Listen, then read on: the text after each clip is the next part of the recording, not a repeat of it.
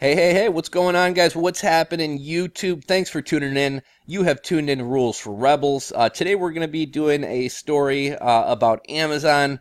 We're going to be talking about some new penalties and fees that Amazon is going to start charging. Now, these fees mainly have to do with kind of safety and hazardous materials, so aerosol cans. I don't know why you would ship items with like gasoline in them. If I'm shipping a power washer into Amazon FBA, I don't know why I would have gasoline in it, but apparently that is allowed as long as you have a warning on it. But like that would be another example. And then they also kind of talk about like pallets that aren't properly packed, oversized boxes, etc., things like this. And this is really nothing new. Like Amazon since 2013 has charged sellers fees for sending in items not properly packaged, or Amazon FBA fulfillment shipments that aren't properly done. Like I think if you leave UPCs off your product, I think Amazon charges, I don't know if it's 25 cents or 45 cents, but Amazon will charge you a fee per item to kind of correct mistakes that you made. But this seems to be Amazon's kind of cracking down on this. Generally speaking, I'm not a huge fan of Amazon raising fees and things like that. But here seems to be one that's kind of justified. I think when people do stuff like this, not only are they giving Amazon exposure to potentially getting fines and things like that. I think there was an instance or two in this article where workers were actually injured because like lye came out of a package or came out of an item and irritated their skin or got in their eyes. So for government regulations as well as employee safety, this one seems to me to be pretty justified. If you're not going to take the time to properly research how to package and send in your items, well, you should be penalized for that. Some of the other fees are kind of dumb, but this one seems pretty justified to me. We're going to read this article and kind of go through the specifics. Personally, I've always kind of tried to stay away from risky items. Really, the only thing I've ever sent in before that had batteries, any types of hazardous chemicals, etc. When I was doing hoverboards back in 2015, I had to fill out that hazardous materials form for Amazon, and it was actually surprisingly easy. I got my stuff in there really easy, and shortly after that, Amazon just cracked down on like everything hoverboard, but specifically the batteries, and it was kind of a null point. But there were other times. I remember probably like a year or two ago, I was at Walmart, and in the clearance section, they sell this stuff. I think it might be called heat.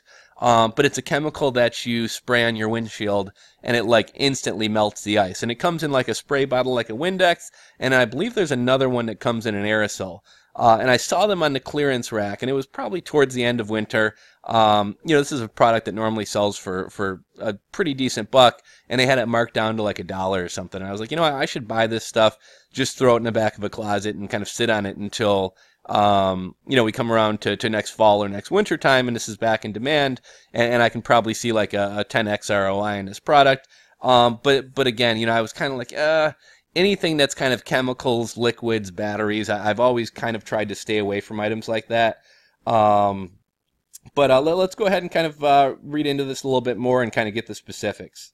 So the title of this article is Amazon will start penalizing sellers who ship unsafe packages to its warehouses, like leaky chemicals and unmarked aerosols. In an email last week, Amazon told third-party sellers that it will soon start charging new penalty fees for packages that fail to comply with its safety requirements. The move is expected to improve warehouse efficiency for Amazon, while reducing hazardous safety violations which have increased in recent years, according to the U.S. Office of Hazardous Materials Safety. Details of the incident reports obtained by CNBC through a Freedom of Information Act request include packages leaking substances like gasoline and lye and a cell phone battery that started to smoke. One other interesting thing about this story too, this, I guess, I don't know if you want to call it a beta test or a program or a warning. This actually went into effect like last week of January. I'm sorry, the last week or last couple days of November. For 30 days, they're just going to be giving you kind of a friendly heads up that you violated policy, but not charging you any fees. And I believe about a month later, they actually are going to start charging sellers these fees. So that should probably kick in end of December, beginning of January. The article goes on to say Amazon is making third-party sellers more responsible about meeting package safety standards when they send inventory to be stored and shipped by Amazon. In an email obtained by CNBC, the company told third-party sellers last week that it will soon start charging new penalty fees for packages that fail to comply with its safety requirements. For example, Amazon has certain rules around how aerosol products like hairspray or electronic devices with rechargeable batteries should be packaged for being shipped, as they have to comply with federal regulations. For Amazon, these fees will reduce clutter in the warehouses and potentially reduce the number of hazardous material safety violations in its shipments. Amazon has seen a rise in violation reports since 2009, according to documents from the U.S. Office of Hazardous Materials Safety. Although the reports cover a tiny proportion of the packages Amazon ships each year, according to these documents, some unmarked packages have leaked hazardous materials like gasoline and lye, and others have included flammable aerosols. This means new fees for Amazon sellers that are not very careful about following Amazon's guidelines, said Paul Dewarian, founder of Awesome Dynamic Tech Solutions, which helps Amazon merchants. Amazon is taking a more proactive and transparent approach to show sellers where they may be falling short. Amazon declined to comment for this story. As far as the hazardous safety violations, Amazon will charge the fee under what is called unplanned services, which will make sure the packages meet safety standards in 6 areas: shipping box overweight, shipping box oversized, electrical product hazard, sharp product hazard, spilled products hazard, and unacceptable pallet conditions. Amazon has been charging unplanned service fees from at least 2013 on other things like missing barcode labels or bubble wrap requirements, but this is the first time Amazon is charging for safety-related issues. Amazon said it would run a trial period starting November 29th that would notify sellers at least a month before it starts charging the fees. So, this is already in effect. Probably up until the beginning of January, you will get an email notice, or you will be notified as kind of a friendly heads up. But after that, they will start charging you guys fees. Amazon has reason to double down on ensuring safety compliance in its packages it ships out of its warehouse. According to the Office of Hazardous Materials Safety, Amazon has seen a sharp increase in reports of shipments allegedly violating the U.S. Department of Transportation regulations. In 2009, Amazon only had 2 incident reports, but that number jumped to 32 in 2016 before reaching 42 this year. And keep in mind, that's only stuff that's being caught or only stuff that's leaking in the mail. There's probably more than that. Details of the reports obtained by CNBC through Freedom of Information Act requests give some insight into the type of safety problems with some Amazon shipments. In one case from April, a gas pressure washer was shipped with gasoline inside the machine. The report said the fuel eventually leaked and the package was found to have none of the required hazardous markings visible. Another reason for this too, in addition to government regulations and employee safety, if you send in a battery and it catches fire, you're potentially going to catch my inventory on fire. If you send something with a liquid in there and it leaks all over my stuff, well, now Amazon has to pay me out for damaging my items. So, you're affecting other people's inventory. So this kind of makes sense that it's going into effect. If materials are going to be shipped with fuels inside, they should have clear warning labels and hazardous warnings, the report said.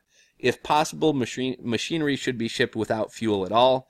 Another case from March caused some warehouse employees hand, arm, and skin irritation, the report said. An investigation later discovered there was a hazardous spill from a package containing Red Crown High Test lye, which could potentially cause severe burns. Multiple reports involved undeclared aerosols that were flammable and had no hazardous markings on the package. There were also a number of undeclared lithium-ion batteries. In October 2017, smoke came out of a package containing a cell phone battery. On Wednesday, several workers in an Amazon warehouse in New Jersey were exposed to bear repellent after its container was punctured, according to a local news report. I actually just read about that one the other day. It was unclear if the bear repellent came from a third-party Amazon seller. Fred Killingsworth, a former Amazon employee who now runs the marketplace consulting firm Hing Global, said the hazardous issues arise mainly because third-party sellers are simply not aware of federal regulations when they ship their products to Amazon's warehouse. That makes it much more difficult for Amazon to stay compliant. Just one kind of interesting thing about here, I don't know if you guys notice this, but there's always a lot of news stories and stuff like that coming out of Amazon, but especially even more recently. And one thing that I always notice is there's always somebody quoted who's a former Amazon employee who now runs some type of consulting agency helping people with Amazon. So, you know, I don't know that I would necessarily recommend going down this path and jumping through all these hoops just to start a business. But, you know, there definitely is demand for people who work for Amazon and kind of have a little bit more insight into the going-ons of Amazon and how Amazon works. You know, Amazon is big business. A lot of us sell on Amazon. There's a lot of money to be made on Amazon. And somebody who's a former employee who has some insight into how things work over there, you know, a lot of them seem to be setting up very profitable businesses, helping other people who sell on Amazon by kind of sharing those insights about Amazon that they gain from working there. He goes on to say, it's pretty challenging, Killingsworth said. It's a range of things that can cause an item to be a hazardous material. While some sellers have expressed concerns around Amazon's lack of clarity around the fee structure and around a company's propensity to mistakenly charge certain fees to sellers, most merchants and consultants welcome the move as improving the overall Amazon marketplace experience, according to message boards and conversations with several sellers. The new fees, alongside with the newly instituted policies around long-term storage, will help products move faster in Amazon's warehouse. It's always been about driving efficiency at Amazon, Killingsworth said. So I thought this was an interesting article. I know a lot of you guys are probably like me and choose just to kind of stay away from riskier products, from liquids, from batteries, etc. But for those of you guys who do sell this type of stuff, and I would even say arbitrage people, because a lot of times, you know, it might be a cleaning product, it might be, you know, air sprays, aerosols, but I think for people who do retail arbitrage, a lot of times there might be opportunities with this stuff on clearance at Walmart or Target or wherever else. So just something to be a little bit more cognizant of. If you're sending in something that's, you know, a liquid, a chemical, anything else, do a little bit more due diligence in terms of how it needs to be packaged and sent into Amazon. So if any of you guys have, you know, sell these types of items, if any of you guys have any stories to share about this, anything related, go ahead and drop a comment down in the comment section below. If you enjoyed the video, if you learned something, if this is going to help save you some money in Amazon fees, go ahead and give this video a thumbs up, subscribe if you are not subscribed, and I'll catch you guys on the next video. Later, guys.